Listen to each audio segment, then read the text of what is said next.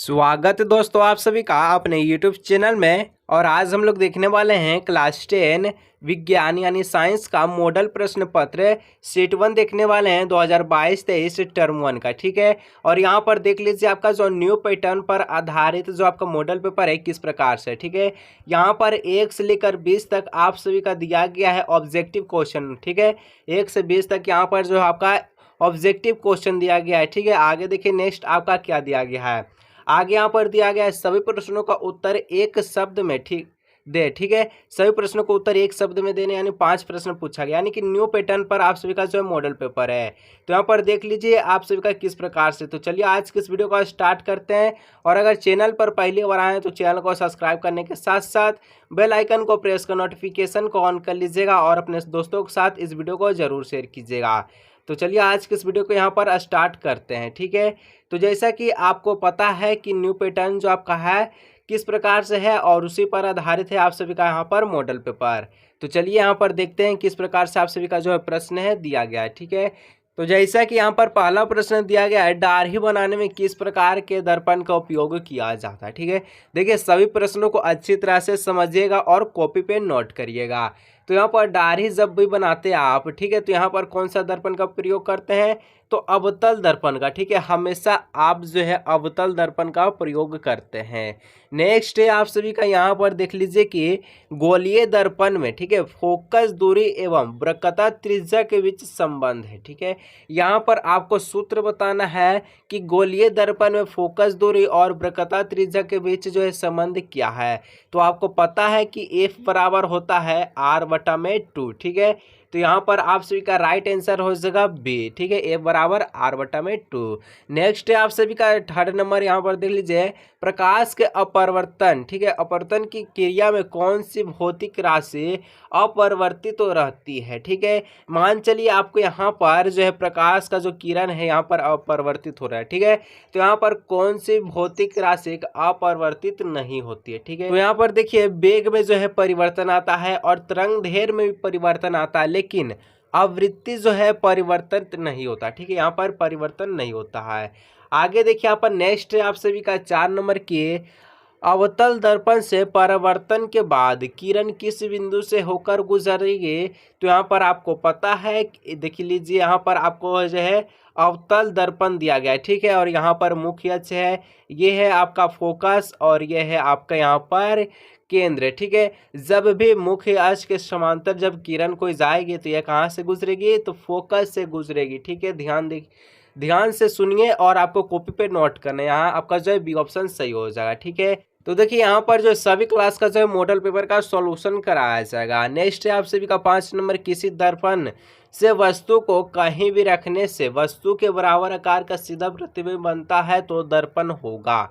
यहाँ हमेशा देखिए कि यहाँ पर पूछा गया कि बराबर आकार का सीधा प्रतिबिंब हमेशा समतल दर्पण में बनता। ठीक है, आकार की बात नहीं होती और सीधा प्रतिबिंब होता तो यहाँ पर समतल और उत्तल दर्पण दोनों होता, लेकिन यहाँ पर आकार का बात है तो समतल भी सिर्फ होगा। ठीक है, नेक्स्ट आप सभी का यहाँ पर प्रकाश के अपवर्तन के कितने नियम हैं।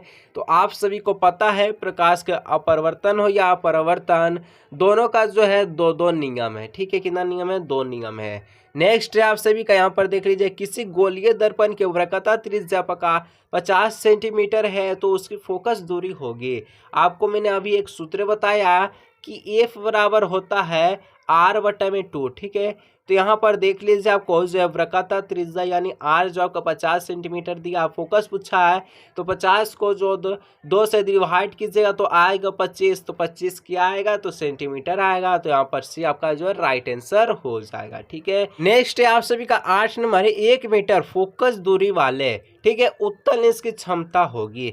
देखिए जब भी उत्तल लेंस की बात आए और फोकस दूरी की बात आए तो हमेशा जो है पॉजिटिव होता है। ठीक है, क्या होता है, पॉजिटिव होता है। तो अब यहाँ जो है हम लोग को क्षमता निकालना है। ठीक है, तो P बराबर होता है 1/F और F जो है आपका 1 है, ऊपर में भी 1 है, 1 से 1 डिवाइड दीजिएगा तो कितना आएगा, 1 आएगा। और पॉजिटिव की बात है तो हमेशा आपका जो है बी ऑप्शन सही हो गया। ठीक है, नेक्स्ट प्रश्न है आप सभी का 9 नंबर, किसी उत्तल लेंस की फोकस दूरी हमेशा होती है। यही क्वेश्चन जो यहाँ पर पूछा है, ठीक है, क्या होगा, पॉजिटिव होगा। उत्तर लेंस से फोकस दूरी है तो हमेशा पॉजिटिव होगा, ठीक है। देखिए आपको यहाँ समझना है, ज़्यादा से ज़्यादा समझ लेते हैं तो आपको जो है रटने का ज़रूरत नहीं पड़ेगा। और मैं चाहूँगा कि आपको जो है ज़्यादा से ज़्यादा समझाने का प्रयास करूँ, ठीक है। नेक्स्ट है आप सभी का, प्रकाश का वेग न्यूनतम होता है, ठीक है। प्रकाश का जो वेग है न्यूनतम होगा, ऑप्शन है निर्वात में, जल में, वायु में, कांच में। तो यहाँ पर जल में जो है सबसे ज़्यादा कम होगा, ठीक है, वेग प्रकाश का। निर्वात में सबसे ज़्यादा होगा, ठीक है, ये आपको ध्यान रखना है। नेक्स्ट आप सभी के यहाँ देख लीजिए कि 4 डायोप्टर क्षमता वाले अवतल लेंस की फोकस दूरी होगी, ठीक है। 4 डायोप्टर क्षमता वाले अवतल लेंस की फोकस दूरी होगी तो आपको पता होता है कि P बराबर होता है 1/F, और F हम सभी को निकालना है तो यहाँ पर F निकालना, तो F बराबर भी हो जाएगा 1/P, ठीक है। यहाँ पर आपका जो P कितना दिया गया, 4 दिया, ठीक है, 4 दिया गया है तो 1 को आपको 4 से डिवाइड दीजिएगा तो आएगा 0.25। ये क्या आता है, हमेशा जो आपका डायोप्टर है ये हमेशा क्या में रहता है, मीटर में रहता है, ये आपको ध्यान रखना है, ठीक है। सेंटीमीटर में आंसर है, सेंटीमीटर में करने के लिए 100 से गुना कीजिएगा तो 0.25 को 100 से गुना करने पर आएगा 25 सेंटीमीटर, ठीक है। तो राइट आंसर इज हो जाएगा बी ऑप्शन आप सभी का, ठीक है। आगे बढ़िए, नेक्स्ट है 12 नंबर की, किसी उत्तल लेंस का फोकांतर 50 सेंटीमीटर है तो उसकी क्षमता क्या होगी। क्षमता देखिए हमेशा मीटर में होता है, आप सभी को मैं एक बात कह चुका हूँ, ठीक है। और यहाँ पर सेंटीमीटर में है तो इसको सबसे पहले मीटर में करने के लिए 50 को जो है हमेशा 100 से डिवाइड दीजिएगा तो यहाँ पर कितना आ जाएगा, आएगा 0.50, ठीक है, 0.5 आएगा, ठीक है। 0.5 क्या आएगा, तो F आएगा, ठीक है। निकालना क्या है, P निकालना, तो 1/F होता है, और यहाँ पर 1/F कितना है, 0.5 आया, तो यहाँ पॉइंट हटाइएगा तो यहाँ 0 दीजिएगा, तो 5 को अगर 10 से डिवाइड दीजिएगा तो 2 बार में जाएगा, तो क्या आएगा, उत्तल लेंस पूछा है तो हमेशा होगा पॉजिटिव, क्या होगा, पॉजिटिव होगा। डी ऑप्शन आपका सही हो जाएगा। अवतल लेंस रहेगा तो यहाँ पर मार दीजिएगा माइनस, ठीक है, क्या करिएगा, माइनस। नेक्स्ट आप सभी कहा कि प्रकाश का वेग सर्वाधिक होगा, अभी मैंने आपको बताया निर्वात में सबसे ज्यादा होता है, ठीक है। नेक्स्ट, दिए गए प्रकरण में कौन ऊष्मक्षेपी है। ऊष्मक्षेपी की बात आए तो दोस्तों हमेशा ध्यान रखिएगा, जब भी आप श्वसन की प्रक्रिया करते हैं और जब भी आप कार्बन डाइऑक्साइड को बाहर करते हैं तो आपको यहाँ पर गर्म हवा महसूस होगी, ठीक है। और यहाँ से मैं एक बात कहना चाहूँगा, जब आप ठंडा के दिनों में, ठीक है, जब भी रजाई के अंदर सोते हैं तो रजाई आपको गर्म नहीं करता, बल्कि जो आपके द्वारा कार्बन डाइऑक्साइड निकलते हैं, ऑक्सीजन लेते हैं और कार्बन डाइऑक्साइड जब आपके द्वारा निकलते हैं तो वहाँ से गर्म हवा निकलती है, ठीक है, तभी आपका जो रजाई जो है गर्म होता है, ठीक है। यहाँ से आपको क्लियर हो गया होगा कि अब नहीं भूलेंगे। 15 नंबर है कि चिप्स के पैकेट विकृत गंधिका से बचाने के लिए कौन सी गैस डाली जाती है। तो जी हाँ, चिप्स के पैकेट में हमेशा गैस रहता है, कौन सा गैस रहेगा, ऑक्सीजन रहेगा, तो क्या चिप्स जो है महरा जाएगा, ठीक है। तो यहाँ हमेशा नाइट्रोजन रहता है, नाइट्रोजन रहने के कारण चिप्स जो है हमेशा कुरकुरा रहता है, ठीक है। नेक्स्ट है जंग लगना किस प्रकार की अभिक्रिया है। तो जब भी जंग लगेगा तो जंग लगना है यानी कि इसमें ऑक्सीजन की वृद्धि होती है, ऑक्सीजन इसमें जुट जाता है तब जंग जाके लगता है। ऑक्सीजन के साथ अभिक्रिया करेगा तो क्या होगा, संयोजन अभिक्रिया, ठीक है। नेक्स्ट है आप सभी का यहाँ पर देख लीजिए 17 नंबर है कि दिए गए अभिक्रिया में किस प्रकार का अपचयन हो रहा है। तो यहाँ पर आप सभी ध्यान से देखिए, क्या देखना है कि देखिए यहाँ पर जो है यहाँ पर ZNO+ था, ठीक है। यहाँ पर ZN अलग हो गया और C के साथ OJ जुट गया, तो यहाँ पर क्या है, तो यहाँ पर उपचयन में जिसमें ऑक्सीजन जुट रहा है तो यहाँ पर साफ साफ दिख रहा है कि CO में ऑक्सीजन जुटा हुआ, तो राइट आंसर इज डी हो जाएगा, ठीक है। नेक्स्ट आप सभी का 18 नंबर, यहाँ पर देख लीजिए कि दिए गए कौन सा रासायनिक समीकरण संतुलित है। तो यहाँ पर पहला हम लोग देखते हैं कि Ca 1 है तो कैल्शियम भी यहाँ 1 है, ठीक है। यहाँ पर देख लीजिए जो हाइड्रोजन 2 है तो हाइड्रोजन यहाँ भी 2 है, ठीक है। यहाँ पर देख लीजिए ऑक्सीजन 1 और 1 है, 2 1 3 हो जाएगा, ठीक है। तो यहाँ पर ऑक्सीजन 3 है और C जो है यहाँ पर 1 है तो यहाँ पर भी 1 है, पहला जो आपका संतुलित है, ठीक है। नेक्स्ट है आप सभी का 19 नंबर, यहाँ पर देख लीजिए दिए गए चित्र में कौन सी अभिक्रिया हो रही है? तो दिए गए चित्र में आप सभी यहाँ पर देख रहे हैं Pb प्लस CuCl2 था, ठीक है। यहाँ पर जो है अभिक्रिया करने के बाद जो है Pb जो है Cl2 प्लस Cu हो गया, यानी Pb जो है Cl2 के साथ जुड़ गया और Cu को अलग कर दिया, यानी जो Pb जो है बहुत ही ज़्यादा शक्तिशाली है और Cu को हटा दिया, तो यहाँ पर क्या हो रहा है? विस्थापन हो रहा है। डी ऑप्शन आपका राइट हो जाएगा, ठीक है। और ये रहा आप सभी का जो लास्ट ऑब्जेक्टिव 20वां प्रश्न है। दिए गए पदार्थ में कौन सी गंधीय सूचक की तरह व्यवहार करता है? तो हमेशा आपको पता है कि जब भी क्षारक में जो है प्याज मिलता है तो ये गंधीय सूचक की तरह काम करता है, ठीक है। तो राइट आंसर हो जाएगा डी। अब हम लोग चलते हैं सब्जेक्टिव क्वेश्चन की तरफ। यहाँ पर आपको घर बनाना नहीं है, क्योंकि जो क्वेश्चन जो है आपको जो यहाँ पर ऑब्जेक्टिव की तरह ही लगने वाला है, ठीक है। तो यहाँ पर देख लीजिए किस प्रकार से सभी प्रश्नों का उत्तर एक शब्द में दे, 5 गो प्रश्न 500 नंबर का है, ठीक है। तो चलिए हम लोग देखते हैं क्या है। तो हाइड्रोक्लोरिक अम्ल का सूत्र बताएं। हाइड्रोक्लोरिक अम्ल HCl, राइट आंसर, ठीक है। नेक्स्ट है कि दाढ़ी बनाने के लिए कौन सा दर्पण का उपयोग किया जाता है? अभी हम लोग देखे ऑब्जेक्टिव का पहला क्वेश्चन में था अवतल दर्पण, तो वही तो हो गया, ठीक है। यहाँ पर आपको देखिए इसमें भी आपको जो ऑब्जेक्टिव की तरह ही काम लगेगा, ठीक है, कोई दिक्कत नहीं होगा इसमें। नेक्स्ट, समान नेत्र का निकट बिंदु क्या होता है? तो हमेशा 25 सेंटीमीटर होता है। दूर नेत्र का निकट बिंदु क्या होता है? इसका आंसर कमेंट में जरूर बताइएगा दोस्तों। आगे देखिए यहाँ पर नेक्स्ट है कि शोषण की प्रक्रिया कौन सी अभिक्रिया है, ठीक है। शोषण की प्रक्रिया कौन सी अभिक्रिया है? अभी हमने बताएं कि जब भी आप रजाई के अंदर जाते हैं तो आपको जो है रजाई जो है गर्म नहीं करता, बल्कि आपके द्वारा छोड़ा गया CO2 जो गैस है वही आपको जो है गर्म करते हैं, यानी ऊष्माक्षेपीय अभिक्रिया है, ठीक है, ऊष्मा जो प्रदान करता है। और 5 नंबर का आप सभी का जो प्रश्न है कि वसा के पाचन के लिए कौन सा एंजाइम उत्तरदायित्व होता है, ठीक है। देखिए इसका आंसर जो यहाँ पर जो है नहीं लिखा गया, तो इसका आंसर जो हो जाएगा आपका लाइपेज एंजाइम, ठीक है, लाइपेज एंजाइम हो जाएगा, ठीक है, इसको नोट कर लीजिए।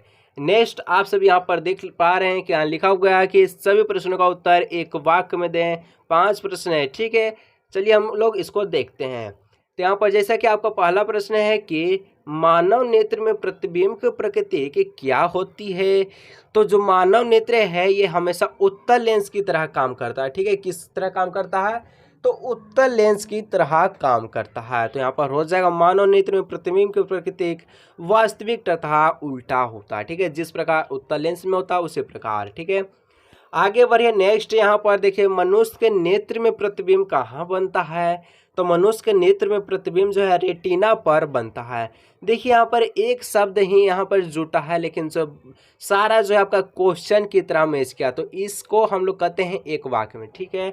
आगे देखिए यहाँ पर क्या लिखा है कि मुंह में दांत का श्रेय कब शुरू हो जाता है, ठीक है। तो यहाँ पर देखिए pH का जो मान है 5.5 से कम हो जाने पर दांतों का नष्ट होना शुरू हो जाता है, यानी कि श्रेय होना शुरू हो जाता है, ठीक है। आगे देखिए यहाँ पर उपचयन में ऑक्सीजन क्या होता है, ठीक है। उपचयन में ऑक्सीजन जो है हमेशा वृद्धि होता है। अब चयन में ऑक्सीजन क्या होता है? इसका उत्तर कमेंट में जरूर बताइएगा, ठीक है दोस्तों। आगे यहाँ पर देख लीजिए इमली में कौन सा अम्ल पाया जाता है? तो इमली में टारटेरिक अम्ल पाया जाता है, ठीक है। क्या पाया जाता है? टारटेरिक अम्ल पाया जाता है। वीडियो कैसा लग रहा है दोस्तों कमेंट में जरूर बताइएगा, ठीक है। किन्हीं 2 प्रश्नों का उत्तर दें। यहाँ पर टोटल 3 प्रश्न पूछा गया है, 2 प्रश्नों का उत्तर देना है, एक प्रश्न पर 2.5 नंबर यानी 5 नंबर का प्रश्न है, ठीक है। पहला प्रश्न है कि हमारे जैसे बहुकोशिकीय जीव में ऑक्सीजन, ठीक है, बहुकोशिकीय जीव में ऑक्सीजन की आवश्यकता पूरी करने में विसरण क्यों अपर्याप्त है, ठीक है। चलिए हम लोग यहाँ देखते हैं इसका उत्तर किस प्रकार से लिखा गया है। तो देखिए जैसा कि यहाँ पर उत्तर लिखा गया है कि बहुकोशिकीय जीवों को भोजन ग्रहण करने के लिए, गैसों का आदान प्रदान करने के लिए या वर्ज्य पदार्थ के निष्कासन के लिए वृष्टिकृत अंग होते हैं, ठीक है। इसलिए इन जीवों में सभी कोशिकाएं अपने आसपास के पर्यावरण के सीधे संपर्क में नहीं रह सकती है। यही कारण है कि हमारे जैसे बहुकोशिकीय जीवों में ऑक्सीजन की आवश्यकता पूरी करने में विसरण जो है अपर्याप्त होता है, ठीक है। इस प्रकार से आप सभी को उत्तर देना है। नेक्स्ट यहाँ पर देख लीजिए कि समतल दर्पण में बनने वाले प्रतिबिंब की विशेषता लिखिए। तो चलिए हम लोग लिखते हैं इसका विशेषता किस प्रकार से है। यहाँ उत्तर हो जाएगा समतल दर्पण के सामने जितनी दूरी पर कोई वस्तु हो उसका बीम उतना ही पीछे बनता है। समतल दर्पण में किसी वस्तु के पूरे बीम को देखने के लिए दर्पण का आकार में उससे आधा होना आवश्यक होता है, यही है इसका। ठीक है, नेक्स्ट पर ये यहाँ पर 3 नंबर जो आपका है कि सोडियम को केरोसिन में डुबो कर क्यों रखा जाता है आखिर के। तो यहाँ पर देख लीजिए उत्तर में क्या लिखा गया है। ठीक है, तो यहाँ पर लिखा गया कि सोडियम में उच्च अभिक्रियाशीलता पाई जाती है। यदि इसे खुले में रखा जाता तो ऑक्सीजन से तेजी से अभिक्रिया पर आग पकड़ लेती है। इसलिए इसे सुरक्षित रखने तथा आकस्मिक आग को रोकने के लिए केरोसिन तेल में डुबोकर रखा जाता है ताकि आग ना लगे। ठीक है, आगे बढ़िए और यहाँ पर देखिए जिस प्रकार से लिखा गया कि किन्हीं एक प्रश्न का उत्तर दें। ठीक है, 5 प्रश्न है, मतलब कि आपको एक प्रश्न पर 5 नंबर दिया जाएगा। टोटल 2 प्रश्न, एक प्रश्न का उत्तर देना है। तो चलिए यहाँ पर हम लोग देखते हैं कि सूर्योदय के समय सूर्य रक्तब क्यों दिखाई देता है, यानी सूर्योदय के समय जो सूर्य जो है लाल क्यों दिखाई देता है। तो यहाँ पर उत्तर देख लीजिए क्या लिखा गया है कि सूर्योदय के समय क्षितिज के समीप स्थित सूर्य से आने वाले प्रकाश हमेशा हमारे नेत्रों तक पहुंचने से पहले पृथ्वी के वायुमंडल में वायु की मोटी परतों से होकर गुजरता है। इस दौरान कम तरंगदैर्घ्य के प्रकाश की किरण बिखर जाते हैं तथा अधिक तरंगदैर्घ्य वाले प्रकाश की किरण हमारी आंखों तक पहुंच जाते हैं। क्षितिज के जो समीप नीले तथा कम तरंगदैर्घ्य के प्रकाश का अधिकांश भाग कणों द्वारा प्रकीर्ण हो जाती है, इसलिए हमारे आंखों तक पहुंचने वाला प्रकाश अधिक तरंगदैर्घ्य अर्थात लाल रंग का होता है। इससे सूर्योदय के समय सूर्य रक्ताभ प्रतीत होता है। तो देखिए यहाँ पर मैं आप सभी को एक बात कहना चाहूँगा कि जब भी आप ट्रैफिक में देखे हैं तो आपको लाल कलर इसलिए दिखाया जाता है कि उसका जो तरंगदैर्घ्य जो है, ठीक है, तरंगदैर्घ्य उसका जो बहुत ही ज़्यादा होता है। ठीक है, तरंगदैर्घ्य जिसका ज़्यादा होता है वही हमारे आंखों तक सबसे जल्दी पहुंचती है। और जिसका याद रखिएगा यहाँ पर पूछा जाता है कि आसमान जो है नीला क्यों दिखाई देता है। ठीक है, तो यहाँ पर आसमान नीला इसलिए दिखाई देता है कि जो ब्लू कलर है, ठीक है, ब्लू कलर का जो है तरंगदैर्घ्य जो है कम होता है, तरंगदैर्घ्य कम होता है, लेकिन इसका जो है, ठीक है, विचरण जो है इसका ज़्यादा होता है। ठीक है, स्केलेटिंग पावर इसका ज़्यादा होता है। तो यहाँ से आप सभी को क्लियर हो गया कि जो यहाँ पर दिया गया है कि सूर्य जो है लाल क्यों दिखता है, क्योंकि इसका जो तरंगदैर्घ्य ज़्यादा होता है और इसका स्केलेटिंग पावर जो है कम होती है। ठीक है, इसलिए ये जल्दी हमारे आंखों तक पहुँच जाता है। नेक्स्ट यहाँ धोने का सोडा एवं बेकिंग सोडा के दो प्रमुख उदाहरण बताइए। ठीक है, और आज के इस वीडियो का लास्ट प्रश्न है आप सभी का दोस्तों। तो चलिए यहाँ पर देखते हैं कि धोने का सोडा के 2 प्रमुख उपयोग निम्नलिखित है। पहला, इसका उपयोग कांच, साबुन एवं कागज उद्योगों में होता है। दूसरा, जल की अस्थायी कठोरता को हटाने के लिए इसका उपयोग होता है। बेकिंग सोडा के 2 उपयोग हम लोग देखते हैं। तो बेकिंग सोडा यहाँ पर देख लीजिए 2 उपयोग लिखा गया है कि बेकिंग पाउडर बनाने में जो baking soda sodium hydrogen carbonate एवं टार्टेरिक अम्ल जैसा एक मंद खाद्य अम्ल का मिश्रण है, जब बेकिंग पाउडर को गर्म किया जाता है या जल में मिलाया जाता है तो इस अभिक्रिया से उत्पन्न कार्बन डाइऑक्साइड के कारण या पाव रोटी या केक को स्पंजी बना देता है और इसका उपयोग सोडा अम्ल अग्निशामक के में भी किया जाता है। यहाँ पर एक चीज़ का बात यहाँ पर गौर कीजिए कि टार्टेरिक अम्ल किसमें पाया जाता है, तो आपको पता है कि इमली में पाया जाता है। ठीक है, इमली में पाया जाता है टार्टेरिक अम्ल, इसी के कारण जो पावरोटी और केक जो है स्पंजी बनता है। ठीक है, तो इस प्रकार से आपका यहाँ पर सीट 1 जो है कंप्लीट हुआ। ठीक है, इसका हम लोग जो है सीट 2 भी है जल्दी लेकर आने वाला है। तो वीडियो को अभी अभी तुरंत लाइक कीजिए, दोस्तों के साथ शेयर कीजिए और अगर चैनल पर पहली बार आए दोस्तों चैनल को सब्सक्राइब करने के साथ साथ बेल आइकन को प्रेस कर नोटिफिकेशन को ऑन कर लीजिएगा। तो चलिए हम लोग मिलेंगे अगले नेक्स्ट वीडियो में।